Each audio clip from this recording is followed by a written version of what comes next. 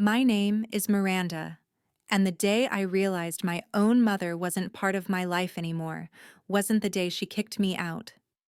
It was the day she showed up years later, acting like nothing had happened, demanding that I pay for my sister's college as if it was the most natural thing in the world. She didn't come to apologize. She didn't come to ask how I'd been, or how I survived after she pushed me out of her home so she could focus on her new family. She came because she'd heard I was successful now. That was enough for her to rewrite history, to pretend the past wasn't as brutal as it truly was. I still remember the shift in her eyes when she stepped into my apartment, the calculating pause, the quick scan of my furniture, the way her face tightened when she realized I had built a life she never expected me to have. I didn't ask how she got my address. I just stood there, listening, letting her talk long enough to reveal why she really came. And when she finally said the words, when she told me I should do the right thing and cover my sister's tuition, I felt something sharp and familiar rise in my chest. Not anger, not shock. Something colder. Something I had learned to grow after being left behind for someone else. Because if she thought I would forget the way she replaced me, discarded me, and then circled back only when she needed money, she didn't know me at all. Before I tell you what she said, and what happened after I walked out, tell me, what time is it for you right now? And where are you watching from? I'm curious to see how far this story will travel. A few years before everything unraveled, life in our small Louisiana town still felt simple enough for me to believe that stability would eventually find its way to us. My early memories were shaped by long hours my mother, Patricia, spent juggling different part-time jobs, and by the quiet determination she carried from one shift to the next. I didn't know much about adulthood, but I understood she was fighting hard to keep us from sinking. For a long time, that effort felt like the single thread holding our world together. My father had disappeared before I was old enough to form a memory of him, leaving my mother to navigate everything alone. She rarely spoke his name, and when she did, it carried the bluntness of someone recounting a fact rather than a wound. Most of the people who helped raise me were neighbors, and my mother's older sister, Linda. She lived a few blocks away and became the person who stepped in whenever my mother had a shift she couldn't turn down. I didn't understand what sacrifice meant back then, but I could feel the weight of it in the way my mother moved through each day. As I grew older, I learned how to stay quiet when she came home exhausted or overwhelmed. I told myself she just needed time to breathe. I believed things would get better once she didn't have to work so many jobs. And for a brief moment, that seemed possible when she met the man who would eventually become my stepfather. She met him at the seafood processing plant by the river, where she sometimes worked during peak seasons.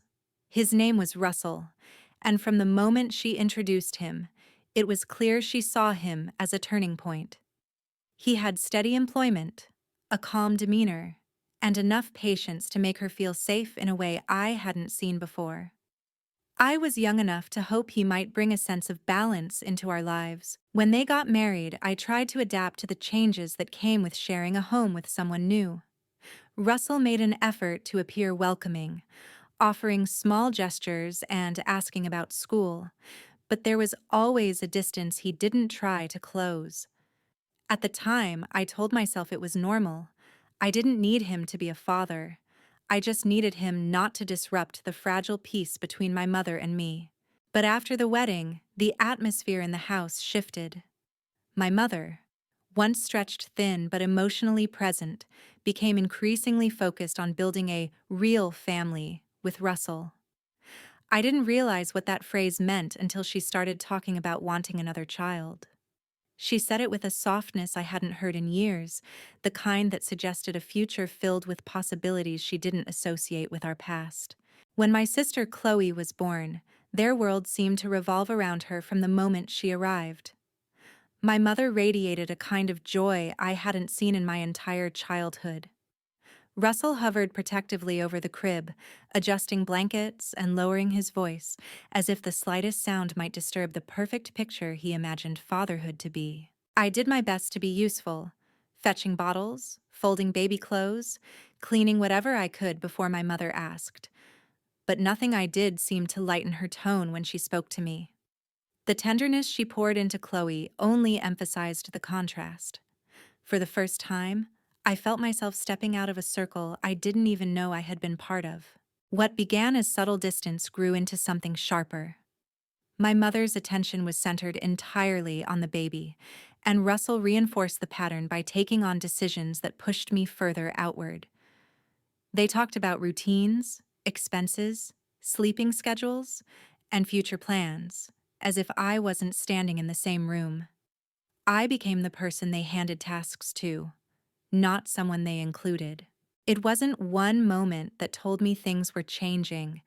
It was a series of small ones.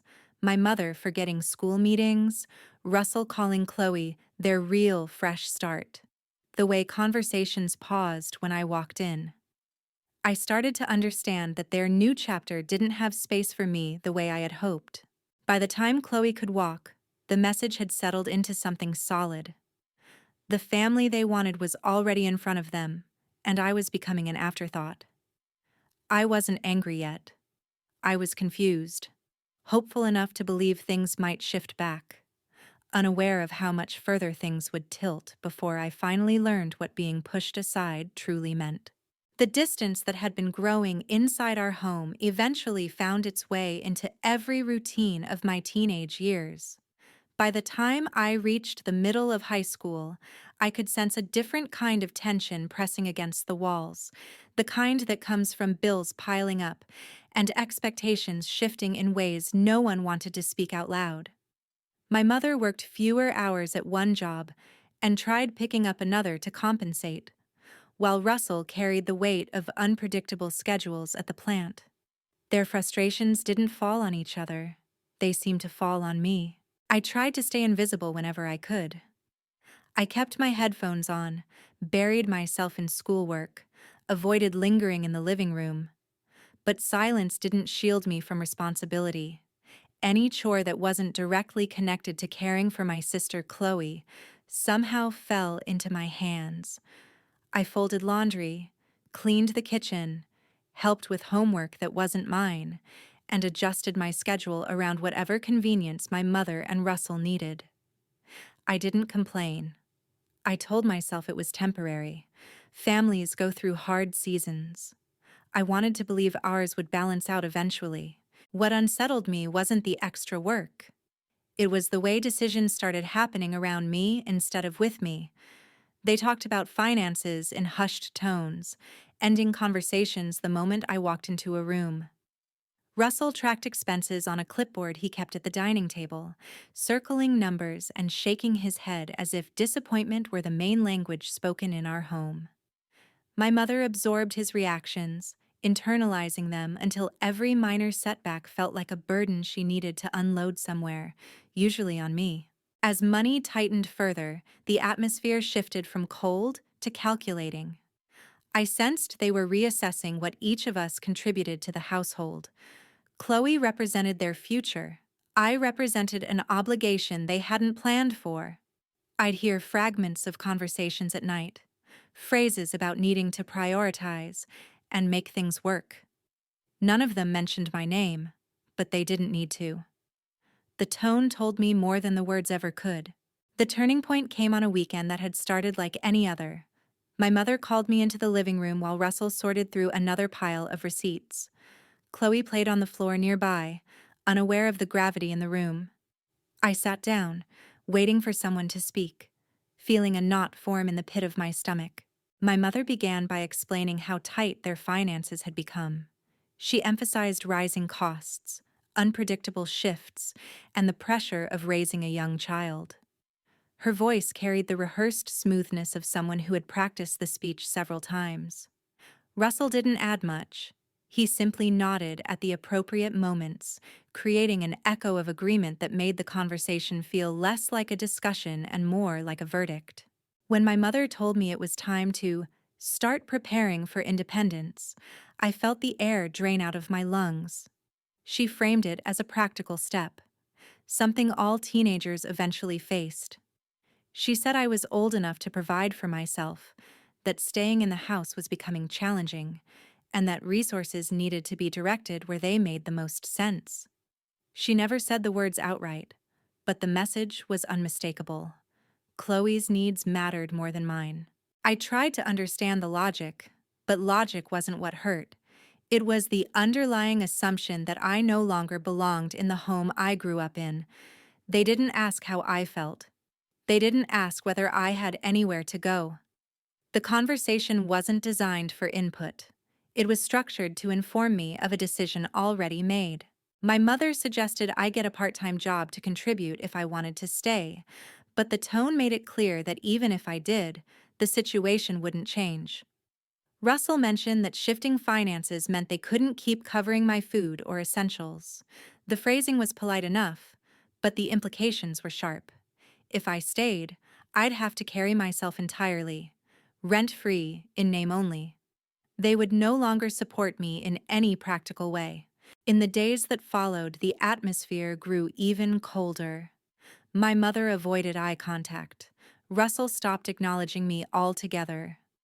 It was as if speaking to me would disrupt the carefully crafted narrative that pushing me out was necessary, even fair. I kept trying to convince myself I could manage the new expectations, but every attempt felt like fighting against a decision that had already solidified. The moment I realized I had no choice came when my mother left a stack of job listings on my bed. There was no conversation attached to it, just a silent directive. A week later, after I got home from school, she reminded me that Linda had space if I needed more stability. She said it with a softness that didn't match the meaning. It stunned me how effortlessly she redirected me out of her life, as if she were rearranging furniture rather than uprooting her child. I packed my belongings that weekend. Chloe watched from the doorway, too young to understand why her sister was leaving with bags instead of coming home from school like usual. Russell stood by the hallway, arms crossed, offering neither farewell nor acknowledgement. My mother hugged me briefly, a mechanical gesture that felt like a formality she wanted to get through quickly. When I stepped outside with my things, the weight of what had happened didn't hit me all at once. It settled slowly, like a truth I had tried to outrun finally catching up. I wasn't angry yet. I was stunned, stunned that the people who were supposed to protect me had chosen convenience over connection, and that I was now expected to build a life without the certainty of belonging anywhere. Moving into my Aunt Linda's home felt less like a fresh start and more like stepping into a waiting room between the life I had lost and the one I hadn't yet figured out how to build. Her small house sat on a quiet street a few blocks from where I grew up, familiar enough to steady me, but different enough to remind me that nothing about my situation was temporary. I slept in a room that had once belonged to one of her kids who had long since moved out, the walls still carrying faint traces of a life that was no longer there. It made sense. I was filling a space someone else had left behind in more ways than one. Linda didn't hover or ask many questions. She simply made room for me, giving me structure without pressing for emotional confessions I wasn't ready to share.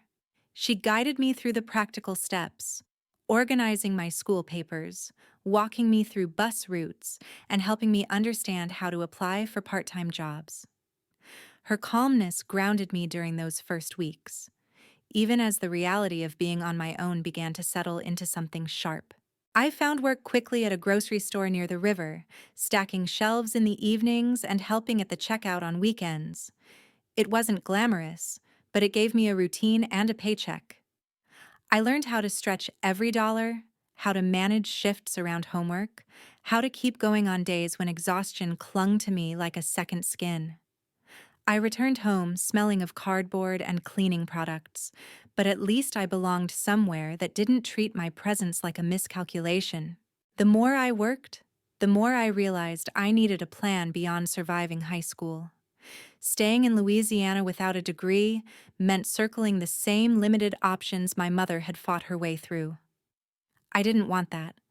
I wanted something steady, something I could build without waiting for someone else's permission.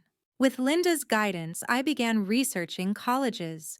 I combed through financial aid options, deadlines, requirements, and programs that might give me a chance at stability. I chose accounting and finance, partly because I liked numbers, but mostly because it offered the kind of long-term security I had seen crumble in my own home. The application process became my anchor.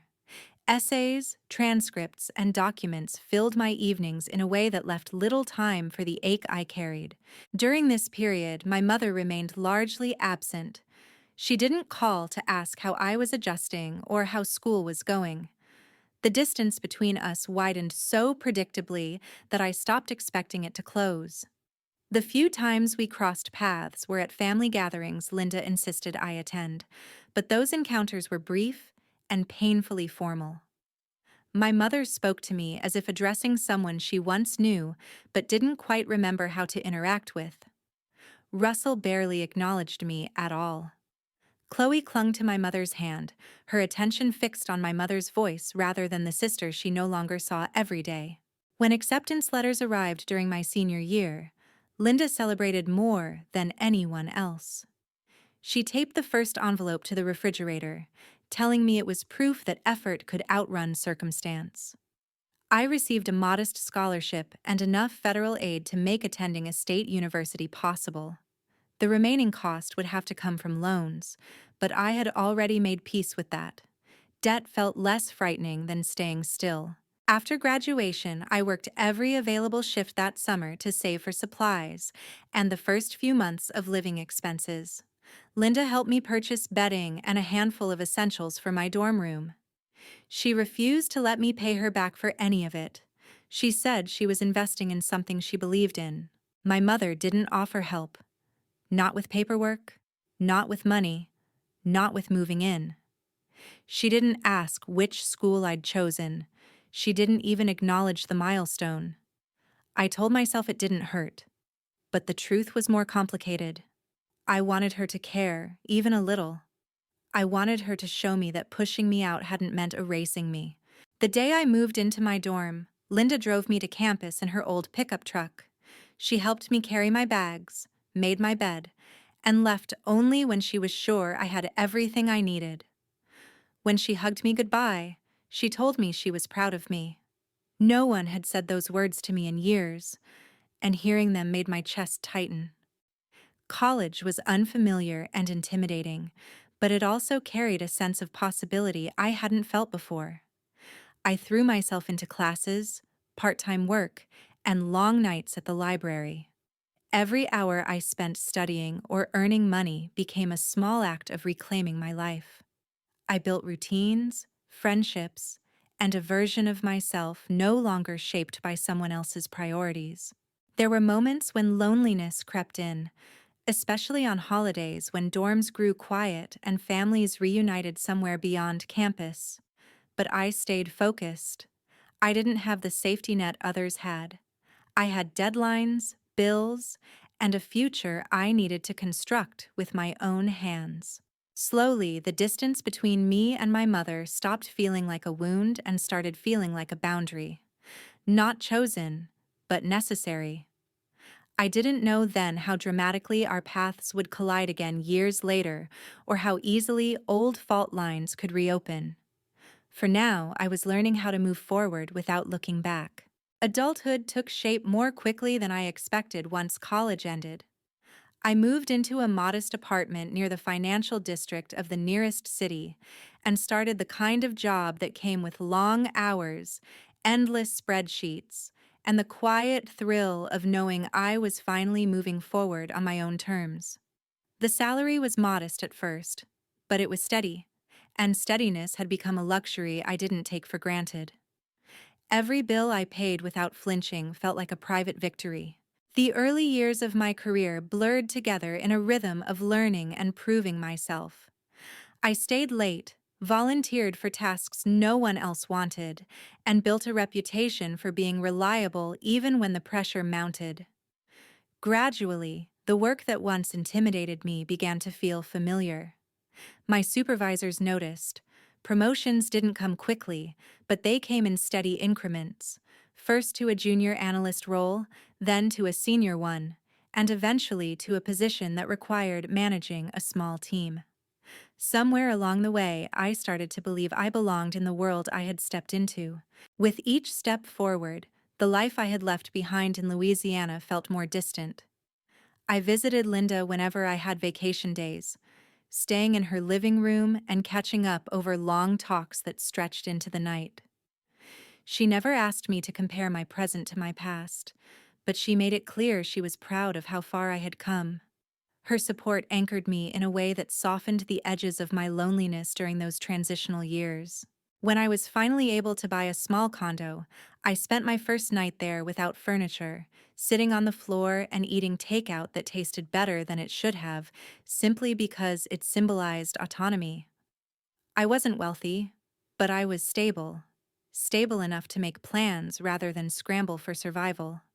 I had no reason to imagine my mother would reappear in this version of my life. For nearly a decade, we drifted in separate orbits without intersecting. The first sign that something was shifting came during a family gathering I didn't attend. I had mailed a birthday gift to one of my cousins, and Linda stopped by the celebration to deliver it for me. She mentioned my recent promotion in passing, an innocent remark made in the same breath as talking about her garden or her neighbors. It wasn't meant to travel farther than the kitchen table, but in families, information often takes on a life of its own. Within a week, Linda called to tell me my mother had been asking questions. Not hostile ones, just probing. She wanted to know where I worked, how long I had been there, and whether the promotion was significant. Linda didn't offer details, but she also didn't lie. She answered politely and moved on, unaware of what those small revelations might trigger. I tried not to dwell on it. People get curious. It doesn't always mean anything. But a quiet unease followed me for days afterward, lingering at the back of my thoughts even as I focused on deadlines and meetings. I reminded myself that years had passed without disruption. That silence doesn't break simply because someone hears good news. It shouldn't, at least. But silence, I learned, often cracks when opportunity enters the picture. I came home one evening after a long shift, expecting nothing more than to decompress and prepare for another early morning. Instead, I found a small envelope wedged in my mailbox with handwriting I recognized immediately. My stomach tightened. For years, I had convinced myself I wouldn't react if she reached out. But recognition has a way of dragging old emotions to the surface. Inside was a brief note. No apologies, no acknowledgement of the distance between us, just a request to talk because she had something important to discuss. The wording was measured, almost formal, as if written by someone who didn't know how to approach the person on the other end. I put the note aside, telling myself I didn't have to respond, but curiosity and dread mingled stronger than indifference, and I couldn't pretend the message didn't exist. A few days later, she appeared at my building without warning. I saw her through the glass lobby doors as I stepped out of the elevator, older than I remembered, thinner, her posture carrying a mixture of hesitation and expectation. The sight alone unsettled me more than the note had. Years of restraint, neglect, and distance stood between us, but she behaved as though walking into my world uninvited was a natural step. She didn't comment on the time that had passed, nor did she acknowledge the abruptness of her arrival. Instead, she observed the building, the hallway, the elevator behind me, a silent inventory of a life she hadn't contributed to. I didn't ask how she found my address. I didn't ask why she hadn't reached out sooner. The moment stretched, dense with everything unsaid. I didn't know then what she wanted from me, only that our conversation would pull me back into a history I had carefully avoided. What unsettled me most wasn't her presence. It was the certainty that she hadn't come to reconnect. She had come with a purpose, and I was about to learn what it was. Her visit didn't fade from my thoughts in the days that followed. It lingered like a shadow at the edge of my routines, reminding me that the distance I had built so carefully was no longer intact. When she asked if we could meet again, this time somewhere private, I agreed out of caution more than curiosity. I wanted clarity, whatever form it might take. I didn't expect comfort, and I certainly didn't expect reconciliation. I only wanted the truth behind her sudden reappearance. We met at my apartment, mostly because I didn't trust the ambiguity of choosing a place that wasn't mine. She arrived right on time, stepping inside with the hesitant confidence of someone rehearsing their entrance. Her eyes traced the room, scanning every detail as if she needed to catalog the life I had managed to build. There was no gratitude in her expression, no hesitation, just calculation. She began with small talk that felt unnatural. Questions about my job, my commute, my schedule. None of it sounded like curiosity. It sounded like a preface.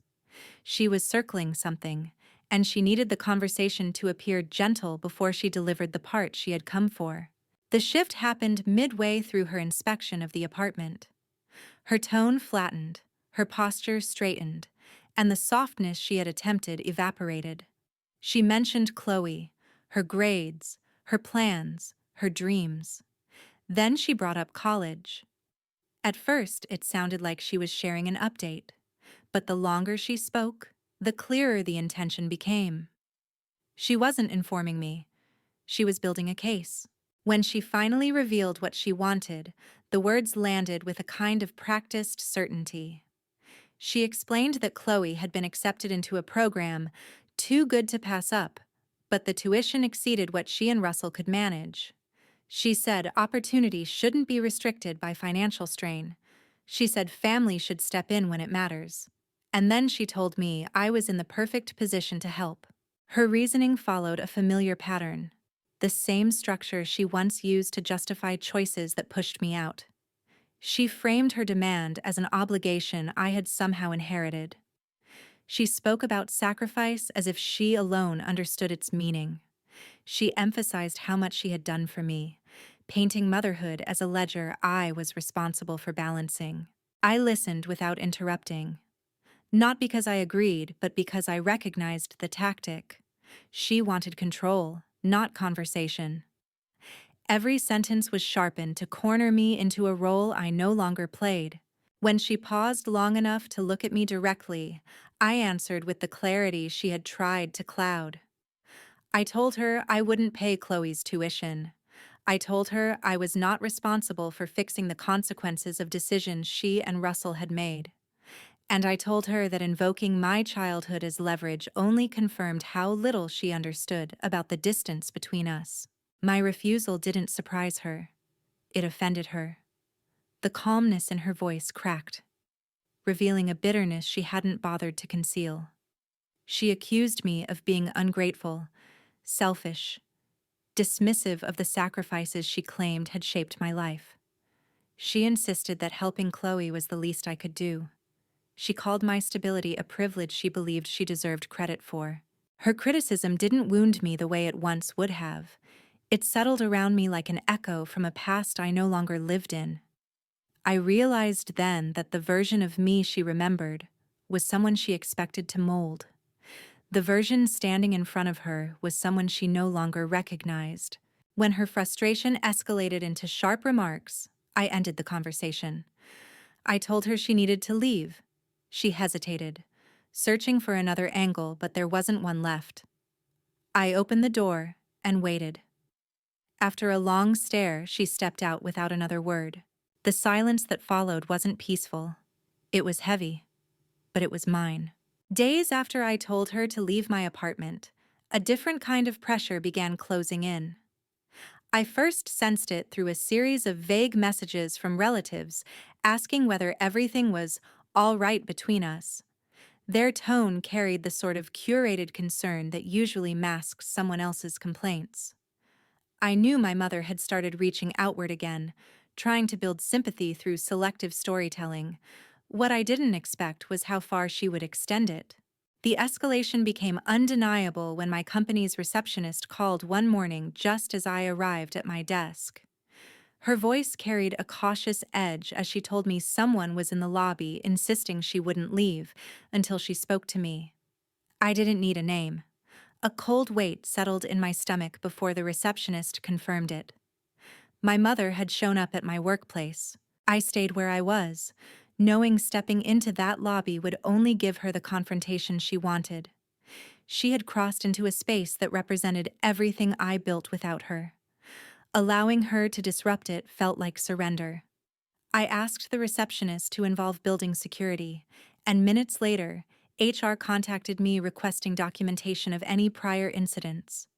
Their professionalism steadied my nerves, but underneath it all, I felt something deeper, an exhaustion that came from realizing she had no intention of respecting boundaries.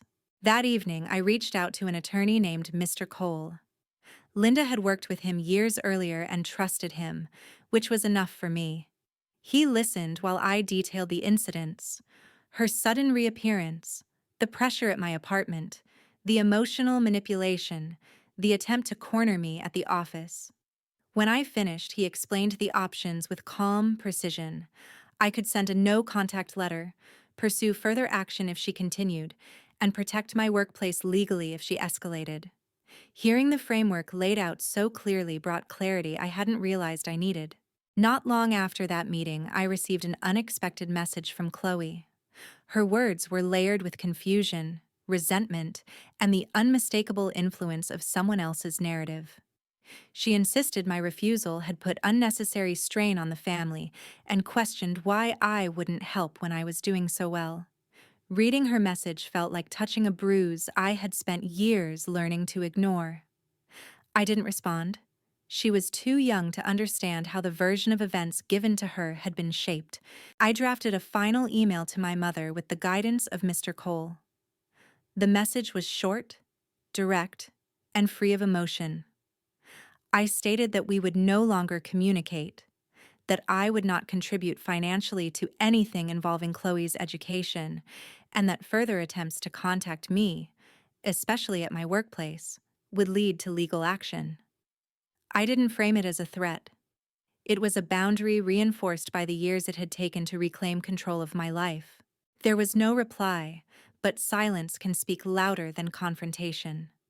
Through relatives, I later learned that the financial strain she and Russell had tried to hide had grown heavier. Their arguments worsened.